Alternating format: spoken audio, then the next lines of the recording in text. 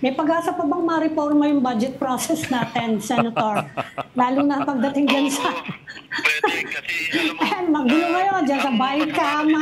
Wala kaming lalong lumalala yata, nawawala yung transparency, no? Oo, kasi 2 beses na ako nakapag-file ng resolution para maging open o transparent yung bicameral conference na pagdating sa budget. Kasi lagyan ng minutes, lagyan ng transcript, at saka open sa gallery, sa public, pati sa media. Pero wala, hindi lumulusot eh. Ang nakakalungkot dito, ang budget reform, kasi tinanong ko yung mga dating staff ko, no, ang year in, year out, yung ating tinatawag na unused appropriations, hindi naman nagbabago, hindi nababawasan.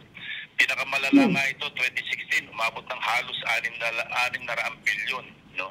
At naulit ito, I think 2023, na under 450 billion pesos. So kung i-average natin for the past 8 years, ang hindi nagagamit dahil nga gawa ito ng mga yung kalakaran na insertion. So ang average yearly unused appropriations, pag sinabing unused, ito yung either hindi nire-release ng DBM kasi hindi ma-absorb ng ahensya or hindi na utilize. Inire-release ng DBM yung pondo pero hindi naman ma-utilize. Anong culprit dito? Ang culprit dito kasi pag nag-realign yung mga legislators, hindi kumukonsulta, tinignan yung net, wala man lang consultation halimbawa sa DPWH. Kaya ang nangyayari, hindi alam i-implement o hindi ma-implementa ng ahensya na pinag-insertan ng mga mababatas. Kasi wala sila, walang, sabi nga ni Pangulong Marcos, di ba? Hindi na nila makilala yung net dito sa 2025 kasi walang mga program of works, walang planning talaga. Ang kailangan reform sa ating budget, nakikita ko, bigyan natin ng emphasis yung participation ng mga local government units. Kasi ang budget process, actually, hindi naman nagsisimula ito sa DBCC meeting o pagsamitin ng National Expenditure Program o yung President's Budget. Actually, nagsisimula ito sa barangay level, yung tinatawag na Barangay Development Council, aakyat dito sa Municipal City Development Council, tapos provincial hanggang sa RTC. Nung nandyan ako sa Senate, panahon ni DBM Secretary Abisado, nakipag-meeting ako sa kanya noon, si Wendell, dahil ang napapansin namin ng mga staff ko, taon-taon na lamang, yung output na sinasubmit ng Regional Development Council sa buong Pilipinas, na ang pinanggalingan naman ito, yung mga Local Development Council, sa mga output, pinag-aralan nila, kasama actually mga congressmen doon, member sila eh. At yung mga CSOs, mga NGOs, sa kanilang komunidad, kasama sa pagpapalangkas para malaman kung ano yung needs and priorities doon sa mga local government units. Ang problema, pagdating sa NEP, ang ina-adapt lang na output ng Regional Development Council, ito yung consolidated na Local Development Council output. Nasa 20% lang. Ang 80%, ito na yung walang pakialam sa mundo ng national government.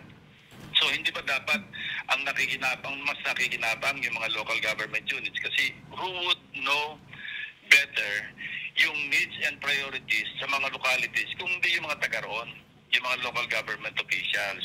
So ito yung isang flaw na nakikita ko sa pagbalangkas ng ating national budget. And worse, pag nasabit na yung NEP, wala na. Parang kanya-kanya na yan. Insert dito, insert doon. Hindi naman hinihingi ng ahensya, hindi nakaligtaan sa NEP, at saka hindi man lang kumukonsulta. Dahil parang pinaikutan nila yung jurisprudence, yung Supreme Court ruling na dinideklarang unconstitutional yung pork barrel. Kasi dati, di ba yung 200 million at saka 70 million, senador at saka congressman respectively, walang identified na mga items.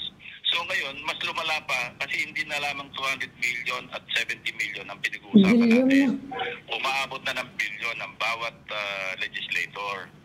Kaya lumulobo yung unused natin kasi siyempre, pakamot na lang ng ulo yung executive, yung agencies kasi paano nila i-implement yung proyekto na hindi naman nila alam at hindi sila nag-participate sa pagpaplano at pag-prepare ng program of works, halimbawa. Ang masama pa, nakagawian na ng mamabatas, alam mo, institutionalized na yung 4Ps. napakagandang programa kasi covered ito ng special law. Nagpasa tayo ng batas doon, RA 11310 yata yun, if I'm not mistaken. Yes. Na kung saan, yung 4Ps o yung Pantawid Pampamilyang Pilipino program, talaga pinag-aralan nito, meron itong direksyon, meron itong policy, may guidance na sinusunod. Like, yung para ma-reduce yung national poverty, yung national poverty reduction strategy nandiyan. Plus yung education, kumpleto yun eh. Saka may maximum na 7 years ang enrollment ng bawat household. Na kung saan tatawid talaga yung pamilya at magiging productive members ng ating komunidad kasi nakapag-aral yung anak. Tapos na-vaccinate yung mga bata kasi kasama dito yung health, education, tapos livelihood. Kasama lahat. Hindi katulad dito mga na-invento ngayon ng mga bago. Tupad, AKAP, MAIP, AIX.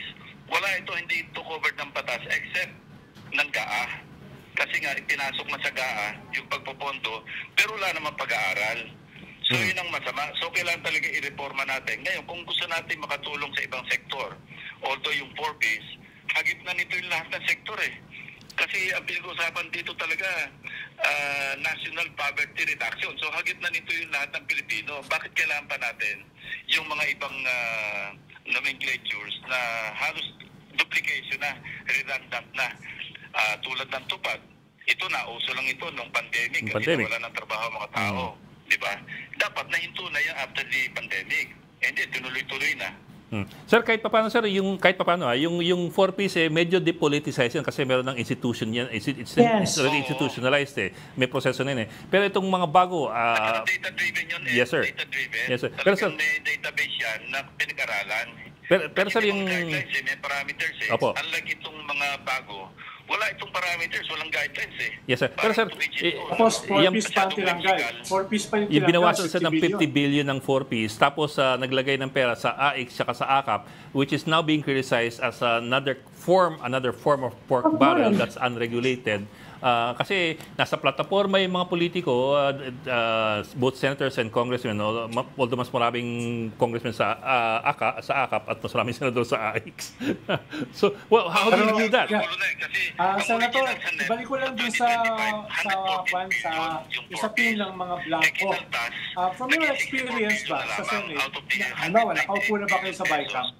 Meron ba talagang mga blanco na ito sa BICAM report? At pangalawa, totoo ba na itong blanco ay partly kinukuha sa nabanggit nyo ng mga unused funds? Parang maraming unused funds kayo nabanggit eh. Sir, Tito Ronald, teka. Tito Ronald, nagkakasabay kayo. Usually, itong mga blanco ay galing doon sa... Ronald, di ka naririnig. Tito Ronald, nagkakasabay kayo. Nasa Eiffel Tower yata, kaya hindi marinig. Ronald, nasa Eiffel Tower ka ata. Hindi ka nagkakaranigan. Teka, patapusin natin si Senator muna. Sir, sorry sir. May nagkasapaw ng konti. You were saying? Yung sinasabi ko, yung mga figures, out of the 198 billion para sa lahat ng ayuda, ang bahagi lang ng 4 billion, 64 billion, kasi sabi mo nga kanina, yung 114 billion, kinaltasan sa House or sa BICAM ng 50 billion, kaya naiwan na lamang 64 billion. Yung pa naman yung premier na pang anti-poverty, national poverty reduction strategy natin at saka pang sa edukasyon ng mga bata, pati vaccination, sakop no, pati nga health ng mga bata eh. Tito Ronald, yung tanong. Yung tanong ko, ano ba talaga yung usapin dito sa Blanco? Senator, ano raw yung usapin sa Blanco? Ni former Senate President Tito Soto, medyo mali yung sinabi ni Congressman Tibo. Ang ibig sabihin, yung blanco sa bicameral report, sa BICAM report, sila na nag-fill up sa House kasi sila yung in charge ng printing. So, ang sinasabi ni Representative Timbo, na ano lang daw yun, parang calculator, calculator matter. Ng calculator na lamang. Tama yung sinabi ni Tito Sen, sinangayunan ko siya kasi dapat mag-review ng parliamentary procedures yung ilang mga babatas natin. Kasi pagka substantial na yung amendment, kami, nangyayari lamang yung amendment ina-approve subject to style. Meaning, para makasave kami ng time sa plenary during the period of amendments, pinapayagan na namin, pero yung substance ng amendment na inapprove, hindi nagbabago.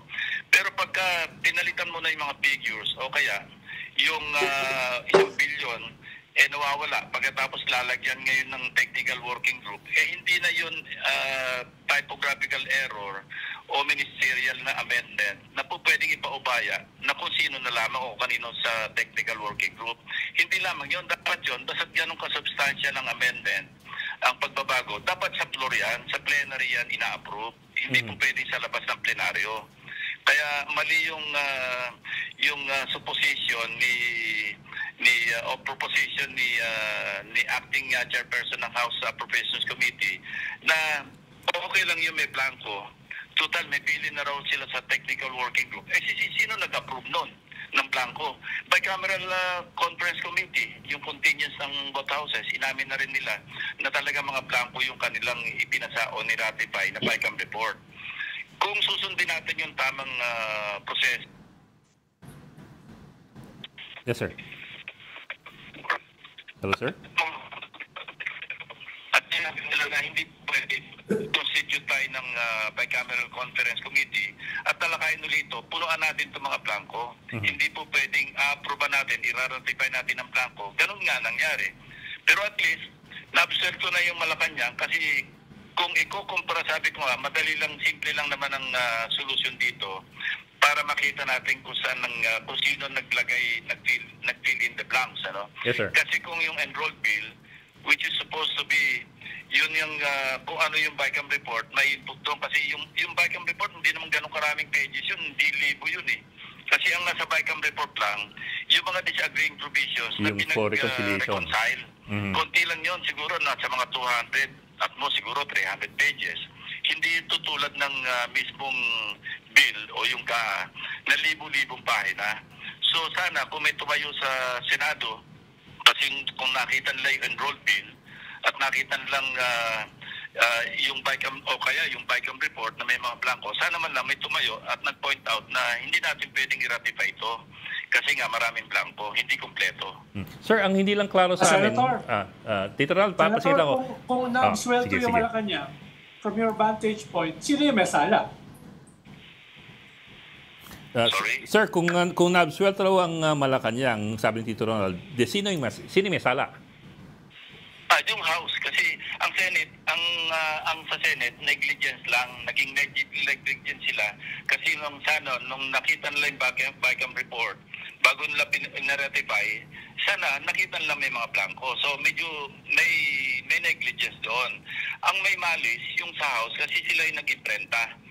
So nangyari na yun ng 2018, December 2018, na kung saan, para sa 2019 GAA, kami, nakita namin na iba yung enrolled bill kesa doon sa BICAM na niratify namin. So sinabihan ko si Senate President Soto noon na problema ito kasi inamend pa nila yung ating niratify.